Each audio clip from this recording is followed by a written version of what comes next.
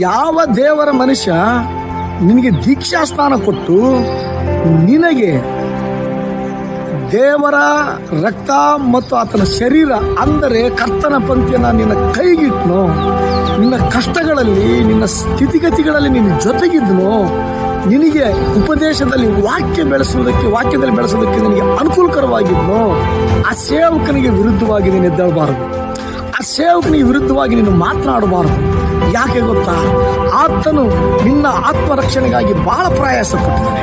ಹಾಗಾಗಿ ಪ್ರಿಯ ಸ್ನೇಹಿತನೇ, ನೀನು ಗುಣಗುಟ್ಟುವುದಾಗಲಿ ವಿರೋಧಿಸುವುದಾಗಲಿ ನೀನು ಮಾಡಿದರೆ ಆ ಸೇವಕನಿಗೆ ವಿರುದ್ಧವಾಗಿ ಪರಲೋಕದ ದೇವರ ಸನ್ನಿಧಿಗೆ ನೀನು ಗುಣಗುಟ್ಟುವಿಕೆ ಅದು ಕೇಳ್ತತೆ. ಆ ಗುಣಗುಟ್ಟಿಗೆ ಕೇಳುವುದರಿಂದ ಅದು ನಿನಗೆ ಶುಭಕರವಾದದ್ದಲ್ಲ. ಮೋಸೆ ತನ್ನ ಜೀವಿತ ಯಾತ್ರೆಯಲ್ಲಿ ಆತನ ಹಿಂಬಾಲಿಸಿದ ಇಸ್ರಾಯೇಲ್ಯರು ಅನೇಕ ವಿಧವಾಗಿ ಗುಣಗುಟ್ಟಿದ್ರು. ಆದರೆ ಸತ್ಯವೇದ ಸ್ಪಷ್ಟಪಡಿಸ್ತತೆ, ಅವರು ದಾರಿ ಮಧ್ಯದಲ್ಲಿ ಹತರಾದರು ಅಂತ ಹೇಳ್ತತೆ. ನಿನಗೆ ನಾನು ವಿನಮ್ರನಾಗಿ, ನಾನು ಸೇವಕನಾಗಿ ಕೈ ಜೋಡಿಸಿ ನಿನ್ನಲ್ಲಿ ಬೇಡುವುದು ಒಂದೇ, ನಿನ್ನ ಆತ್ಮೀಯ ತಂದೆಗೆ ಮತ್ತು ಸೇವಕನಿಗೆ ವಿರುದ್ಧವಾದ ಯೋಚನೆಗಳು ನಿನ್ನಲ್ಲಿ ಬಾರದಿರಲಿ.